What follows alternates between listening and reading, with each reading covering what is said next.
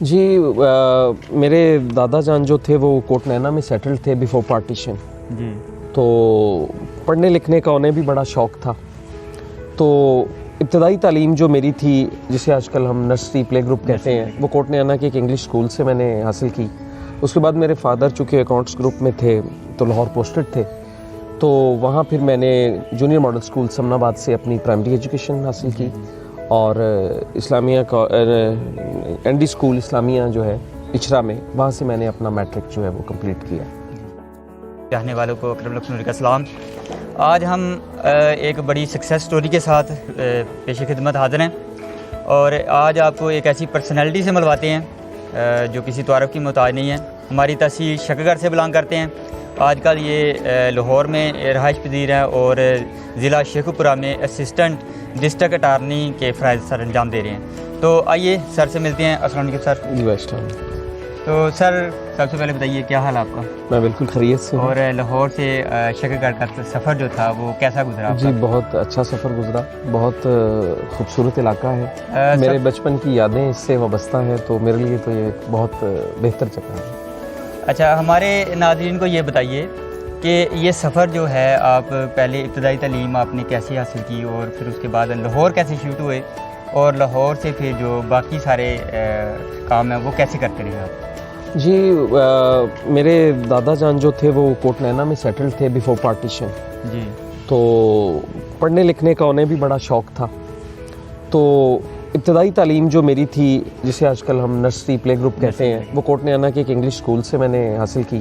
اس کے بعد میرے فادر چونکہ اکاؤنٹس گروپ میں تھے تو لاہور پوسٹڈ تھے تو وہاں پھر میں نے جونیئر ماڈل اسکول سمن آباد سے اپنی پرائمری ایجوکیشن حاصل کی اور اسلامیہ این ڈی اسکول اسلامیہ جو ہے اچھرا میں وہاں سے میں نے اپنا میٹرک جو ہے وہ کمپلیٹ کیا. اور اس کے بعد پھر میں اسلامیہ کالج سول لائنس سے میں نے اپنی ایف ایس سی اور B S C zoology botany chemistry اور پنجاب یونیورسٹی سے ماسٹر کیا ایجوکیشن میں انگلش لٹریچر میں. لا کے بعد پھر میں نے government S M law college سے ایل ایل ایم کمپلیٹ کیا. اچھا سر آپ نے ملاقات سے پہلے بتایا کہ پہلے آپ مطلب مختلف لاہور کے نامور کالجز میں ایجوکیشن میں اپنی خدمات سر انجام دیتے رہے تو آپ نے 12 سال ایجوکیشن میں گزارے. جی جی جی. اور اس کے بعد پھر آپ یہ لاء کی طرف کیسے آئے اور یہ اسسٹنٹ ڈسٹرکٹ اٹارنی تک کا سفر جو تھا یہ کیسے پاسبل ہوا؟ اچھا ایسا ہے کہ میں نے جب بی ایس سی کیا تو مجھے وہ اسکول کی چونکہ ڈبیٹس میں ہم حصہ لیتے تھے کو کریکولر ایکٹیویٹیز میں ہمارا بڑا رجحان تھا اسپورٹس کی طرف بھی. تو میں نے بی ایس سی کے بعد مجھے بہت شوق تھا پڑھانے کا. تو جس طرح عام اسٹوڈنٹس ہوتے ہیں اکیڈمیز سے اسٹارٹ کرتے ہیں تو سمن آباد سے میں نے اسٹارٹ کیا. اور پھر جب میں نے ماسٹر کمپلیٹ کیا تو اس دوران میری as a science teacher job ہو گئی لاہور میں. زبردست. یہ 2002 کی بات ہے. اس وقت فرسٹ ٹائم میں ایس ایس سی جو تھا وہ بنا. اچھا وہاں بہت کچھ سیکھا اور ایک سائنس ٹیچر چیزوں کو بڑا غور سے آبزرو کیا. ٹریننگز ہماری ہوئیں اور بڑے نئے ایکسپیرینسز تھے. لیکن چونکہ لا جو ہے وہ بھی ایک اسی کی کنٹینیوٹی ہے. آپ کی پرسنالٹی جو ہے اس میں جس میں آپ سرو کرتے ہیں نیشن کو دوسروں کو. تو میں نے 7 لا کیا پھر. تو اس دوران پھر میں نے اپنی اس جاب سے ریزائن کیا اور میں پھر پریکٹس کی طرف آ گیا. یعنی آپ نے پہلی جو جاب تھی وہ چھوڑ دی؟ جی. اور اس کے بعد پھر لاء کی طرف؟ جی پھر میں 2005 میں پریکٹس میں آ گیا. جی جی. اور اس کے بعد پھر میں نے ایل ایل ایم کیا اور پھر اس کے بعد پبلک سروس کمیشن کی یہ سیٹس آئیں تو اللہ نے کرم کیا اس میں بڑھائی کیا ہے. لیکن یہ ہے کہ جب انسان ایک اسٹرگل کرتا ہے کچھ اس کے خواب ہوتے ہیں کچھ ایم ہوتے ہیں اور سب سے بڑی چیز ہے کہ وہ سرو کرنا چاہتا ہے کہ جو کنٹریبیوشن اس کی کیا ہے سوسائٹی کو. تو اس لحاظ سے مجھے یہ اللہ تعالیٰ نے مجھ پر اپنا فضل و کرم کیا اور والدین کی دعائیں. والدین کی دعاؤں کا تو بڑا. جی یہ اس میں آپ کے ایک بھائی جو ہیں وہ ماشاءاللہ انہوں نے تحصیل شکرگڑھ کا نام روشن کیا. جی جی جی. تو ذرا ان کا تعارف ہمارے ناظرین کو کروا دیں. جی میرے چھوٹے بھائی اسکواڈرن لیڈر ہیں اور F-16 کے پائلٹ ہیں. تو وہ بھی بڑے انہوں نے اسٹرگل کی اور ان پر بھی اللہ تعالیٰ نے کرم کیا. تو یہ ہے کہ ہمارے پیرنٹس کا ہمارے ٹیچرز کا ہماری سوسائٹی کا جو پازیٹیو سائڈ ہے وہ یہ ہے کہ انسان سیکھتا ہے. تو ہم دیہاتی بیک گراؤنڈ میں ہمیں یہی کہا گیا کہ آپ نے اسٹرگل کرنی ہے. جی جی. تو ہم جو کسان لوگ ہوتے ہیں ان کے بچپن سے ہی جو اسٹرگل گھر میں اپنی فیملی کو دیکھتے ہیں اور پھر حالات کے مطابق ایڈجسٹ کرتے ہیں تو وہی ایکچولی تربیت تھی فیملی کی. اور میری والدہ کا میرے والد صاحب کا رول بہت زیادہ ہے اور جس طرح کہ آپ کو پتہ ہے کہ ہماری تحصیل ویسے ہی پوری ورلڈ میں اس کا ہے کہ یہاں کا ماحول ایسا ہے، تو ان سب چیزوں نے مجھے بڑا انسپائر کیا اور میں نے جو ہم نے پتہ تھا وہ کیا. پھر والد صاحب کے ساتھ ہم شفٹ ہو گئے لاہور، تو وہاں بھی تعلیم کا سلسلہ جاری رہا. تو اللہ پاک نے یہ احسان کیا. تو ایمز، ڈریمز، آبجیکٹیوز یہ کسی نہ کسی صورت میں ہر شخص میں موجود ہوتے ہیں. میں تو اس تھیوری پہ بلیو کرتا ہوں کہ دنیا کی اگر 7 ارب آبادی ہے تو اس میں 7 ارب جو ہیں وہ ڈفرینٹ سٹوریز ہیں، اور وہ اس میں میجورٹی سکسیس سٹوریز ہی ہیں. تو میں تو اس چیز کو سمجھتا ہوں کہ دنیا اور آخرت میں انسان اس چیز کو مد نظر رکھے کہ اس نے کنٹریبیوٹ کیا کیا ہے.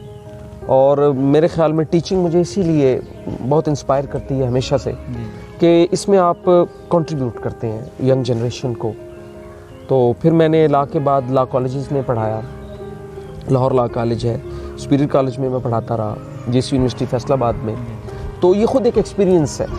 پھر جو آپ ایک بڑی کلاسز کو پڑھاتے ہیں، پہلے میرا اسکول ایکسپیرینس تھا، پھر بڑی کلاسز کو، تو وہ نئے سے نئے ایکسپیرینسز.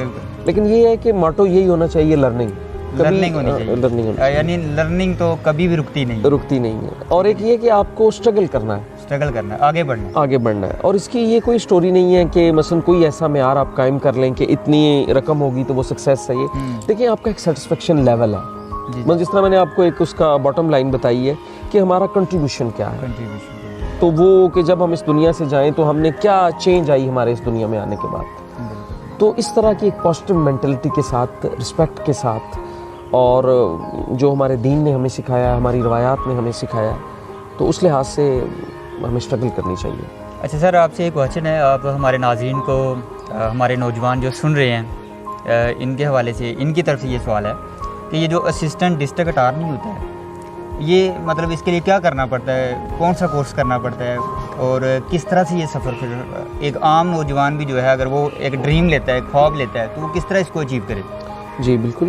اس میں ایسا ہے کہ جس طرح آپ کو پتہ ہے کہ ریاست کے جو ہیں وہ بنیادی طور پر 3 ستون ہیں. ہمارے کانسٹیٹیوشن میں بھی یہ بات لکھی ہے، جس میں جوڈیشری جو ہے وہ ایک امپورٹنٹ پلر ہے. تو جوڈیشری میں انڈکشن جو ہوتی ہے اور جو لا آفیسرس کی انڈکشن ہوتی ہے، اس کے لیے ایک کمپیٹیٹیو ایگزام ہوتا ہے.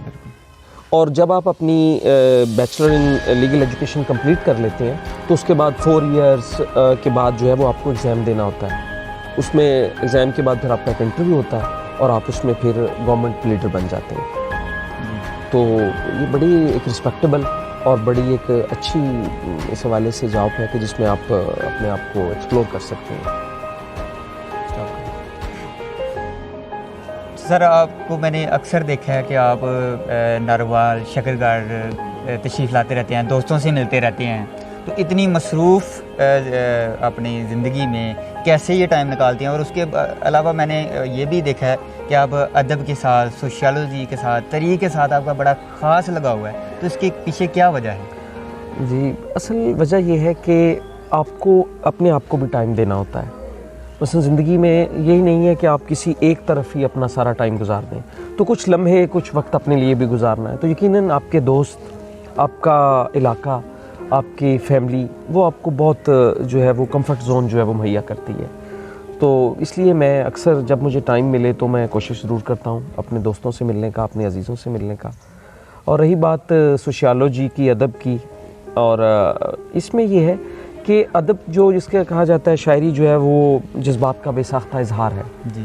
تو سمجھنے کے لیے چیزوں کو، زندگی خود ایک کتاب ہے. تو اس کی لائٹر سائڈ کو سمجھنے کے لیے ایک اچھے پیرائے میں تو میں سمجھتا ہوں کہ پوئٹری جس طرح آپ کو ایک کنٹریبیوٹ کرتی ہے ایک اچھے طریقے سے کہ آپ زندگی کا جو مفہوم ہے اسے زیادہ بہتر انداز سے سمجھ سکتے ہیں. تو اسی طرح تاریخ جو ہے وہ آپ کو شعور دیتی ہے ماضی کا.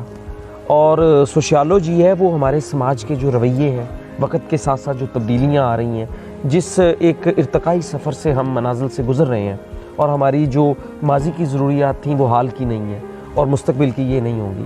تو یقیناً یہ ایک کمپیریٹیو اسٹڈی ہے اور ہمیں حالات کے ساتھ جینا ہے اور اپنے آپ کو جو ہے اس میں ایڈجسٹ کرنا ہے. تو یقیناً یہ علوم جو ہے یہ بڑا کنٹریبیوٹ کرتے ہیں. اور پوئٹری تو ویسے ہی مجھے فیض احمد فیض، علامہ اقبال، میر، داغ، یہ لوگ مجھے بڑے ہمیشہ سے انسپائر کرتے ہیں اور جب موقع ملے میں انہیں پڑھتا ہوں. اور یقیناً یہ ایک لیئر ٹائم کا یا ویسے ایک آپ کی शख्सियत का एक लाइटर पहलू है। जी सर, आपसे आखिरी सवाल है कि आप हमारे शकरगढ़ के नौजवानों को, नारवाल के नौजवानों को क्या पैगाम देंगे? क्योंकि इकबाल ने कहा था ना कि नहीं है नाउमीद इकबाल अपनी कश्ते वीरां से, ज़रा नम हो तो ये मट्टी बड़ी ज़रखेज़ है साकी। तो आप इस मट्टी के बारे में क्या राय रखते हैं?